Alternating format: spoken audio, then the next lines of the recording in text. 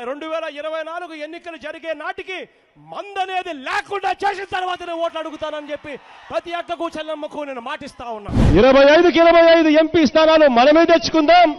ఆ తర్వాత ప్రత్యేక హోదా ఎలా రాకుండా పోతుందో కూడా గట్టిగా చూస్తామని చెప్పి కూడా చెప్పండి. అడుగులకు బలహీన వర్గాలకు కష్టపడే వాళ్ళందరికీ కూడా 45 ఏళ్ళకి పెన్షన్ చేతుగా చేస్తాను అని చెప్పి చెప్తా ఉన్నాను.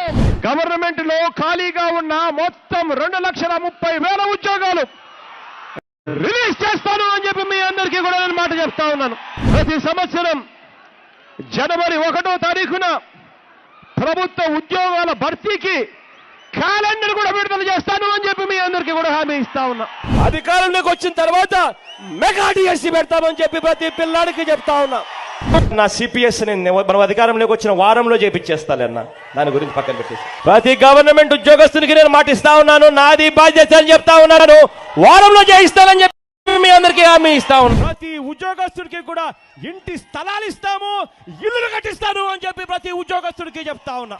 రావాల్సినవన్నీ కూడా కరెక్ట్ గా సమయానికి వచ్చేట్టుగా, ప్రతి డిఏ సమయానికి వచ్చేట్టుగా చేస్తానని చెప్పి కూడా ప్రతి ఉద్యోగస్తుడికి హామీ ఇస్తా ఉన్నా. ఆ 20% కూడా పోయి పూర్తిగా 100% సన్న బియ్యం, అటువంటి క్వాలిటీ ఉన్న బియ్యంతోనే ఇవ్వబడుతుంది.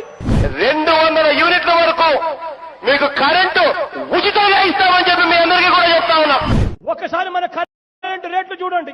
ఈ రేట్లన్నీ కూడా పూర్తిగా తగ్గించేస్తాను అని చెప్పి మీ అందరికీ కూడా హామీ ఇస్తాను. కాంట్రాక్ట్ లో పనిచేస్తా ఉన్న ప్రతి ఒక్కరిని కూడా వీలైనంత ఎక్కువ మందిని గవర్నమెంట్ లేక రెగ్యులరైజ్ చేస్తాము అని చెప్పి హామీ ఇస్తా ఉన్నాం. అధికారంలోకి వచ్చిన వెంటనే ఈ అవుట్ సోర్సింగ్ లో పనిచేస్తా ఉన్న వాళ్ళందరికీ కూడా సమాన పనికి సమాన వేతనం తీసుకొస్తాను అని చెప్పి కూడా హామీ. మీరు పెళ్లిళ్ళు చేసే రోజునే దుల్హన్ పథకం ఏదైతే మీకు 50 వస్తా ఉందో దానికి వైఎస్ఆర్ దుల్హన్ అని పెడతాము. 1,00,000 రూపాయలు ఇస్తానని చెప్పి మీ అందరికీ హామీ ఇస్తా ఉన్నా. మోడీ పథకం పెట్టినాడు. పిల్లలను బడికి పంపితే తల్లికి 15,000 ఇస్తారు.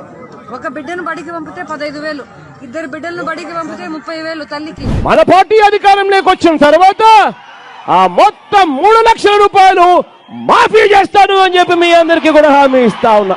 ప్రతి రైతన్నకు వడ్డీ లేకుండా రుణాలు ఇప్పిస్తాము అని చెప్పి ప్రతి రైతన్నకు హామీ ఇస్తా ఉన్నా. ప్రతి రైతన్నకు